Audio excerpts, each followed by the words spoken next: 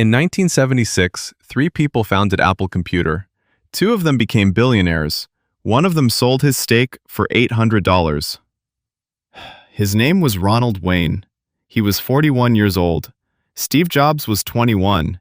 Steve Wozniak was 25. Wayne was the adult in the room, the experienced one, the cautious one. Jobs and Wozniak had the vision. Wayne had the business experience. He drew the first Apple logo, wrote the partnership agreement, handled the paperwork.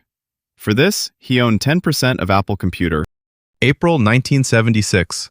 Apple gets its first order. The Byte Shop wants 50 computers, $25,000 worth. Great news, right? Except they need to build the computers first. That means buying parts, taking on debt. And here's the problem. Under California partnership law, partners are personally liable for company debts. If Apple fails, creditors can come after Wayne's personal assets. Wayne had assets, a house, savings, things to lose. Jobs and Wozniak? They were young. They had nothing. They could afford to fail. Wayne couldn't sleep. He kept thinking about the risks. What if the computers don't work? What if the Byte Shop doesn't pay? What if Apple goes bankrupt?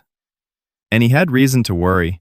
A few years earlier, he'd started his own company. It failed. He lost everything. He knew what failure felt like. So he watched Jobs and Wozniak build computers in a garage, taking on more debt, making bigger promises, and he got scared. 12 days after signing the partnership agreement, Ronald Wayne made a decision. April 12, 1976. He walked into the Apple office. He wanted out. Jobs and Wozniak agreed to buy him out for $800.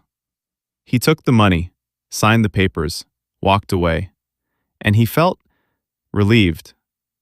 No more sleepless nights, no more personal liability, no more risk. He was free. 1977. Apple Incorporated released the Apple II. It's a hit. 1980. Apple goes public. Stock price explodes. 1984. Macintosh launches.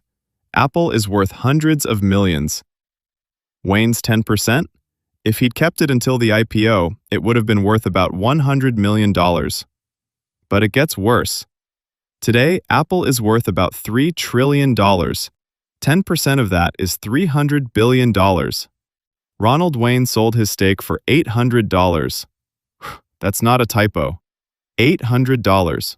For perspective, $800 in 1976 is about $4,400 in today's money.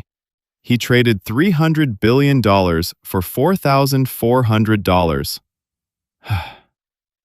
So how did Ronald Wayne feel about this? Did he spend decades in regret? Bitter? Angry? Not really. He gave interviews, spoke openly about it. He said, "I made the best decision I could with the information I had at the time." He didn't have a crystal ball. He had bills to pay and assets to protect. He'd rather be a spectator to greatness than a participant in failure.